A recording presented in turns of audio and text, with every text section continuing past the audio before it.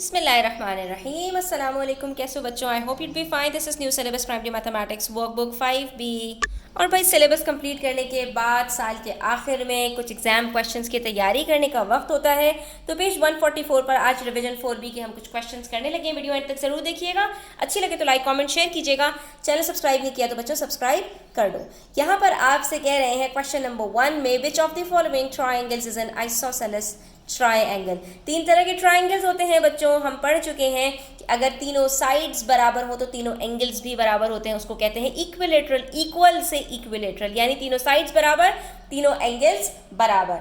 लेकिन अगर एक साइड अलग हो और बाकी दो साइड्स बराबर हो तो ऑपोजिट जो दो एंगल्स होते हैं वो भी बराबर होते हैं आपस में, ठीक है। तो ऐसे ट्राइंगल को कहा जाता है आइसोसेलेस। और अगर तीनों साइड्स अलग अलग लेंथ की हो तो अलग अलग एंगल्स की भी होती हैं, और ऐसे ट्राइंगल को हम कहते हैं स्केलन ट्राइंगल। अब यहाँ पर हमसे पूछ रहे हैं कि भाई भला बता दो कि यहाँ पर इन चारों ट्राइंगल्स में से कौन सा आइसोसेलेस होगा।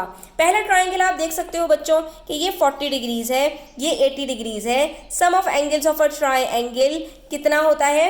180 डिग्री। तो इसका मतलब है कि ये तीसरा एंगल हमारे पास कितना होगा, ठीक है। 180 में से 80 निकाला 100 बचा, 100 में से 40 निकाला 60 बचा। तो बच्चों ये तो हो गया हमारा स्केलन, क्योंकि तीनों एंगल्स अलग अलग हैं, ठीक है। उसके बाद बात कर लेते हैं पार्ट बी की। पार्ट बी के अंदर हम देख सकते हैं कि एक एंगल 50 डिग्रीज दिया हुआ है, एक डब्बा बना हुआ है, यानी कि ये हमारे पास राइट एंगल ट्राइंगल है। तो बाकी एक और बचा, इसको कैलकुलेट कर लेते हैं। 180 में से 90 निकाल दिया, 90 बचा, 90 में से 50 निकाल दिया, तो बच गया हमारे पास 40 डिग्रीज। तो बच्चों ये भी हमारे पास स्केलन हो गया, क्योंकि इसके अंदर भी हमारे पास तीनों साइड्स अलग अलग एंगल्स की हैं, ठीक है। उसके बाद हमारे पास आता है पार्ट सी, जिसके अंदर एक 75 है, दूसरा 30 है। तो तीसरा कितना होगा बच्चों? 180 में से 75 निकाला, 105 बचता है। 105 में से 30 निकाल दिया तो हमारे पास 75 बचता है, यानी कि ये एंगल भी हमारे पास 75 डिग्रीज का हो रहा है। और बच्चों वेरी गुड, ये हमें जवाब यहाँ पर मिल गया। दो एंगल्स बिल्कुल बराबर हैं यहाँ पर, तो इसका मतलब है triangle C is an isosceles triangle. यहाँ पर पार्ट डी को सॉल्व करने की ज़रूरत है ही नहीं, और वैसे भी ये नज़र आ रहा है बच्चों के एक 75 डिग्री है, दूसरा 65 डिग्री है। 75 और 65 आपका बनता है 140, बाकी बच रहा है 40 डिग्रीज। तो ये तीनों भी अलग होंगे, ये भी आइसोसेलेस ट्राइंगल नहीं हो सकता। इसी तरह से क्वेश्चन नंबर 2 है, यहाँ पर कह रहे हैं in the figure ABC is an equilateral triangle and angle ADC is 75 degrees. ये जो ABC है ना, ये इक्विलेटरल ट्राइंगल है, यानी कि ये भी 60 डिग्रीज है, ये भी 60 डिग्रीज है, और ये भी 60 डिग्रीज है, ठीक है। जहाँ पर एंगल A हमारे पास दो एंगल से मिलकर बन रहा है। आप देख सकते हो कि एक ये ट्राइंगल है और एक ये ट्राइंगल है, ABD और एक ADC, इन दोनों का मिलाकर, क्योंकि ट्राइंगल ABC जो है ये इक्विलेटरल ट्राइंगल है, तो ये दोनों एंगल्स मिलकर 60 डिग्रीज बना रहे हैं। उसके बाद ये भी बता रहे हैं हमें कि ये जो एंगल ADC है, यानी एंगल जो हमारे पास ट्राइंगल ADC के अंदर ADC यानी एंगल D है, वो 75 डिग्री है। हमें क्या पता लगाना है? हमें पता लगाना है एंगल BAD। तो ये जो एंगल होगा ना BA और D, ये हमें पता लगाना है कि ये कितना होगा, ठीक है बच्चों। तो अगर बच्चों मुझे ये वाला एंगल पता लगाना है, अगर मुझे ये वाला एंगल पता चल जाए यानी कि DAC, तो मैं BAD आराम से निकाल सकती हूँ। क्यों?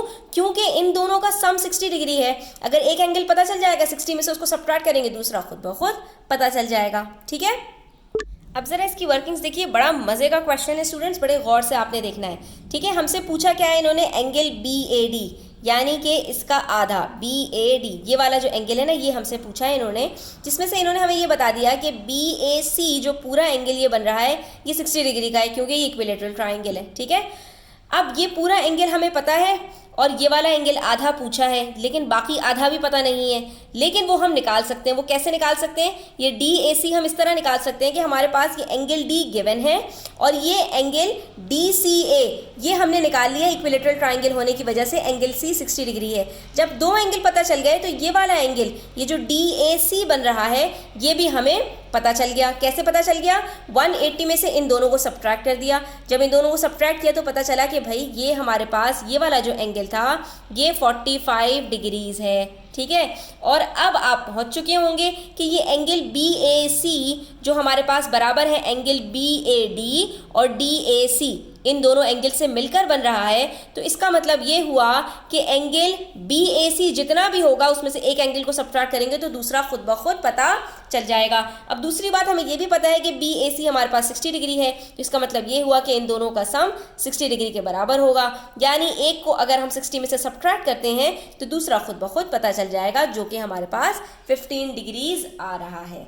स्टूडेंट्स, कहीं पर आपको कोई प्रॉब्लम हो समझने में तो आप वीडियो को रिवाइंड करके बार बार सुना करें, तो आपको वो चीज़ क्लियर हो जाएगी। आई होप कि ये भी क्वेश्चन आपको क्लियर हो गया होगा। स्टिल अगर कोई क्वेश्चन हो, क्वेरीज हो, तो आप कमेंट सेक्शन में पूछ सकते हैं। Thanks for watching the video till the end. Take care. अल्लाह हाफिज़।